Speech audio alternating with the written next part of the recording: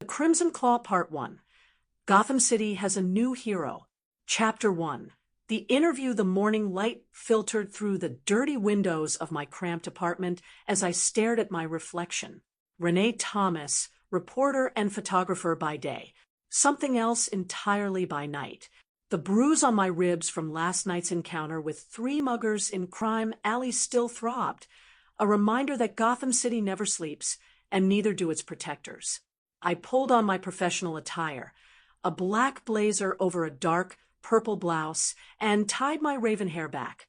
The dimples that appeared when I smiled in the mirror felt like a mask themselves, a different kind of disguise than the red spandex and claws I wore when the sun went down. "You ready for today, kid?" Bruce's voice crackled through my earpiece as I grabbed my camera bag. "As ready as I'll ever be," I replied, adjusting the tiny communication device. Bruce Wayne might be 65 and retired from prowling the rooftops, but his mind was sharper than ever. From his position at the computer in the cave beneath Wayne Manor, he was my eyes and ears. Shrek is dangerous, Renee, not in the way you're used to handling, but dangerous nonetheless. Men like him destroy lives with spreadsheets and contracts. That's why the Gotham Gazette needs this story. Someone has to expose what he's really planning. The Shrek building loomed over downtown Gotham like a steel and glass monument to greed. I showed my press credentials to security and rode the elevator to the top floor, my heart beating faster with each ascending number. This wasn't fear. I'd faced down nightmares that would break most people, literal nightmares when the Dream Angels granted me powers to stop Freddy Krueger years ago. No, this was anticipation. Max Shrek had been closing community centers, buying up properties where the poor lived, and now he wanted to build a power plant that would give him control over the city's electricity. His secretary led me into an office that screamed excess. Everything was expensive. Everything was for show. "Miss Thomas." Max Shrek stood from behind his massive desk, his white hair perfectly styled, his smile not reaching his eyes. "Welcome. Please sit. Thank you for agreeing to this interview, Mr. Shrek."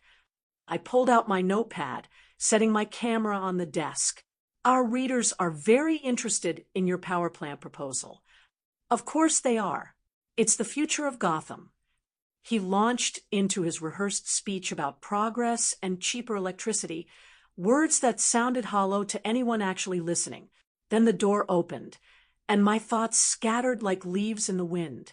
She was breathtaking, blonde hair that caught the light, blue eyes that sparkled even in this soulless office, an hourglass figure wrapped in a professional gray dress. She carried a tray with coffee, moving with a grace that spoke of athletic training. "Your coffee, Mr. Shrek," she said, her voice soft. "About time, Selina. I like it promptly at 10. He didn't even look at her, dismissing her like she was invisible. But she wasn't invisible to me. Our eyes met for a brief moment, and I felt something electric pass between us. Her expression was carefully neutral, but I saw something beneath it. Frustration, anger, a caged wildness. "Would you like some coffee, Miss Thomas?" she asked. Yes, thank you." I managed, suddenly very aware that I was staring. She poured with steady hands, and when she handed me the cup, our fingers brushed. My heart did something complicated in my chest. "That will be all, Selina," Shrek said dismissively. She left, and I had to force myself to focus on why I was here. This wasn't the time. I couldn't just flirt with Shrek's assistant in the middle of an interview, no matter how my pulse raced. "I'm sorry, Mr. Shrek," I said, picking up my pen again.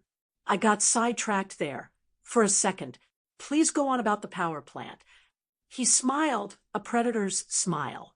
"The plant will revolutionize Gotham's energy infrastructure. We'll store energy efficiently, distribute it more effectively, and charge whatever rates you want once you have a monopoly," I said before I could stop myself. The temperature in the room dropped 10 degrees. Shrek's smile became razor sharp. Careful, Miss Thomas. Accusations like that require proof. Do you have proof? I didn't. Not yet. But Bruce and I would find it. Just asking the hard questions, Mr. Shrek. That's what journalists do. As I left his office 20 minutes later, my mind was split between the story I needed to write and the woman who'd served coffee. Selina Kyle. I'd gotten her name from the nameplate on her small desk outside Shrek's office.